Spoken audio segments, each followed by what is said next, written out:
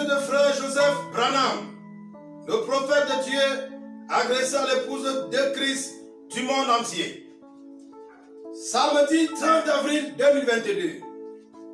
Chers petits ressorts spiral, ressorts moteurs, où quoi que vous soyez, nous sommes tous le corps de Christ, dans notre position, en harmonie, essayant de vraiment faire ce travail du mieux que nous pouvons pour lui. Rien d'autre n'a d'importance pour nous. Rien d'autre que sa parole, ce message. Nous avons tellement entendu le prophète de Dieu nous dire, il y a simplement quelque chose de spécial à propos de vous. Vous êtes des personnes spéciales dans ma vie. Il y a quelque chose qui fait que j'aime simplement vous rencontrer et parler avec vous.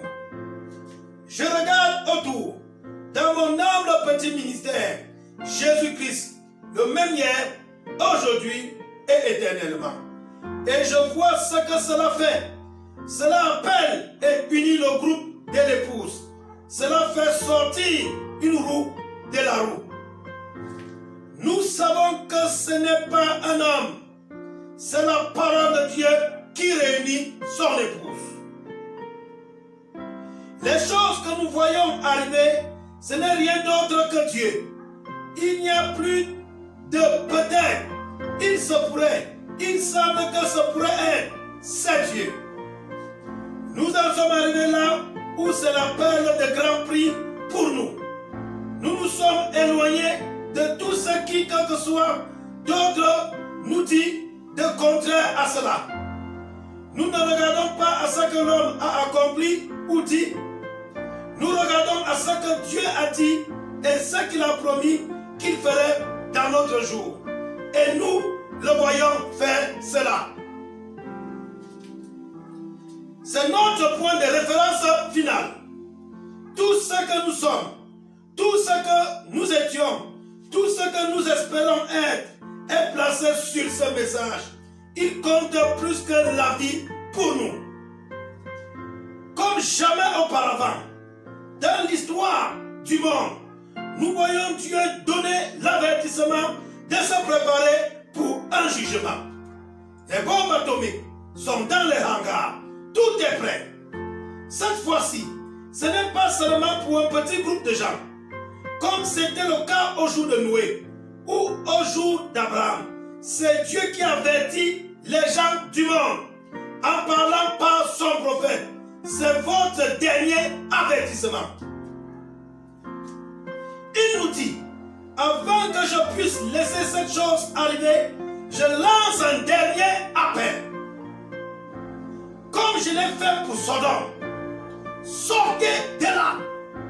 Préparez-vous. Il va se passer quelque chose. Le monde se repose sur ces grandes réalisations scientifiques. L'hybridation qui a porté la mort aux générations.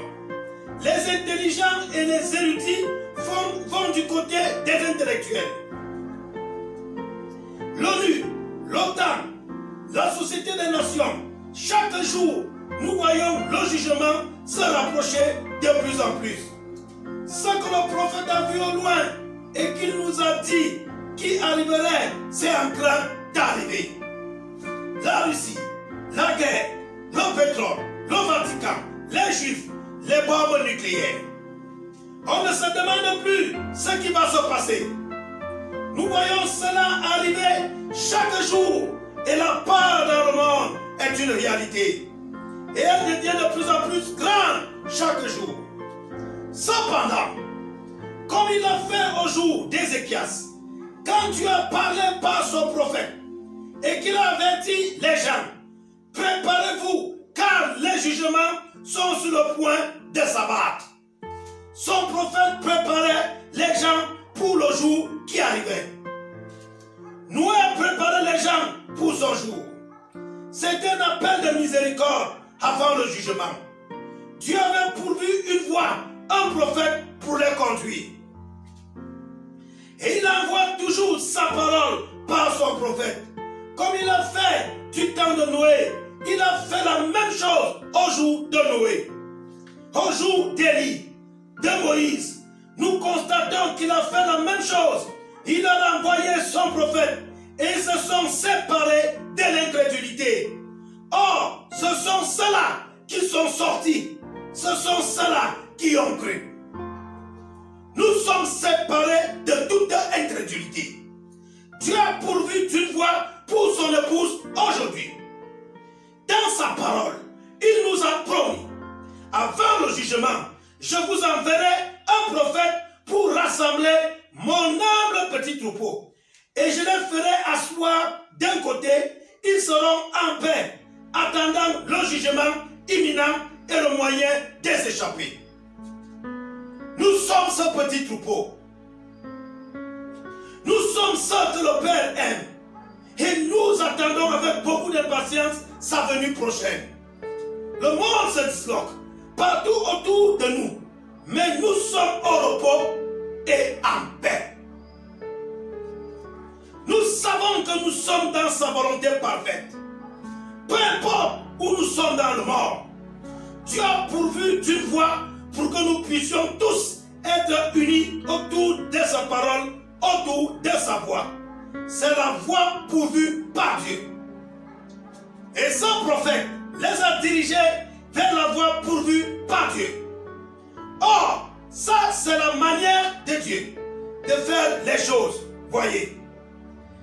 Venez échapper au jugement qui approche avec nous et écoutez. 63-0724. Dieu n'appelle pas un homme en jugement sans premièrement l'avertir. Ce dimanche à midi, heure de Jeffersonville. C'est la voix de Dieu qui parle et qui nous dit: ceci est la voie que j'ai pourvue pour aujourd'hui. Frère Joseph Branham. Passons les Écritures à lire avant le service.